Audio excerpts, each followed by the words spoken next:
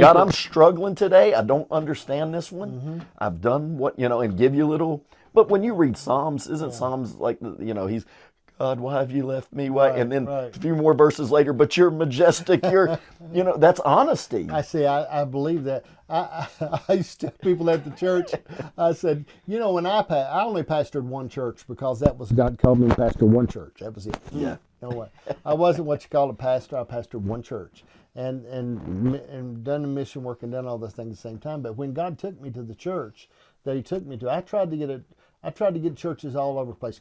I couldn't take a crowbar and get in a church. And He took me to the church that I pastored, and I said, "Are you mad at me, God? Is there something I've done wrong I haven't repented for?" Right. But I began to go through things with Him in my life and say, but there was part of it was for me. I mean, it was a 120-year-old building, all the windows busted out, 4 foot of water in the basement, birds flying in and out.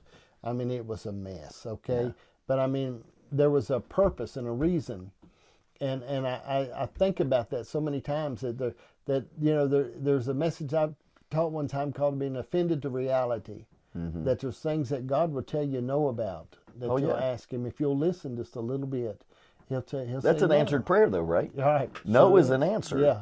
A lot of times we've been trained that answered prayer is what we get what we want. Yeah. When I'd ask my dad or mom to go somewhere and they say no, they gave me an answer. It may not be the one I wanted, but they've answered all my requests that I've ever gave them. Even wait, not now, is an answer. And sometimes, like that, you get to the place where God puts you in a place and you're like, number one, I didn't ask for it. But this is what this is what life, but it's in those moments though, John.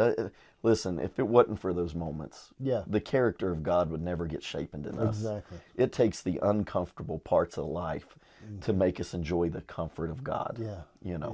Well, I've said before, your good times will make you lazy. Okay, you know what I mean? Absolutely. They'll make you lazy. And I've said this when I was interviewing a young man the other day. I said, I think the devil has brought more people to church than most Christians. Okay, okay. This is why.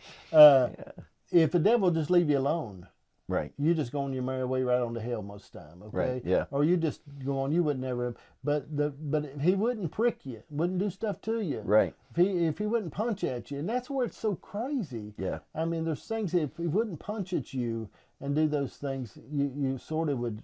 I don't know. You would go on. Well, there was a true story told about Alaska sending codfish throughout the United States because it was such a big deal and they had the best. Mm-hmm. Well, by the time the trucks brought it, they were dead.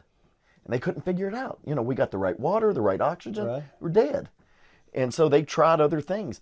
Then they put catfish in with the cod. Mm-hmm. The catfish was an enemy to the codfish. You could come against it or, right. And it kept the codfish alive to swim and do all that, Huh.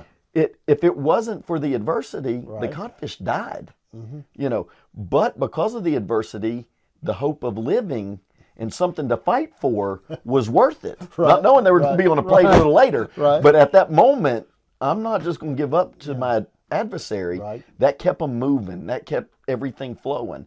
And so sometimes it's those kind of things and that's where Joseph says, what you meant for evil right. turned out to be good. I like it. But you wouldn't know that right. unless there's some cat. Okay. For example, I was teaching Sunday school one time in a church, a denominational church I'd been with for years, and they got a new pastor. I had 35, 40 teenagers in my class, and most of the time I couldn't get that many people in the church when I pastored, but I had 35, 40 teenagers, in my class, and I think I used to take them out to breakfast. I think that helped. Yeah. So, but I walked in one Sunday morning when the new pastor come, and he met me downstairs in the hallway. He said, "You John Dash?" I said, "Yeah." He said, "We don't need you here anymore," and he kicked me out. Okay. Well, so I said, "Okay," you know what I mean, and right. I left. But I wasn't really overly upset. But then I started evangelizing more, and I left and went to the mission field in 2 weeks. Right. But I mean, but I would have sit right there in that spot. And right. people kept asking me why I wasn't upset at him. Right.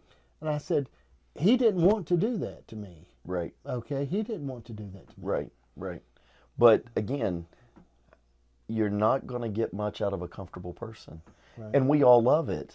I mean, We all love it. bet Why? I have. Why do you think they every year come up with a new mattress, the Sleep Number, as a memory foam? Astronauts lay on it. I mean, Right. we love comfort. Yeah. And we're addicted to comfort. And God's like, as long as you're comfortable, Yeah. what are you going to do? Life has to get uncomfortable. Yes, sir. I don't like it when it is. I'm not going to sit here and go, oh, I'm so blessed to have it. Right. I'm not Because happy about that's a real part. But once you, again, it is good. The process happens.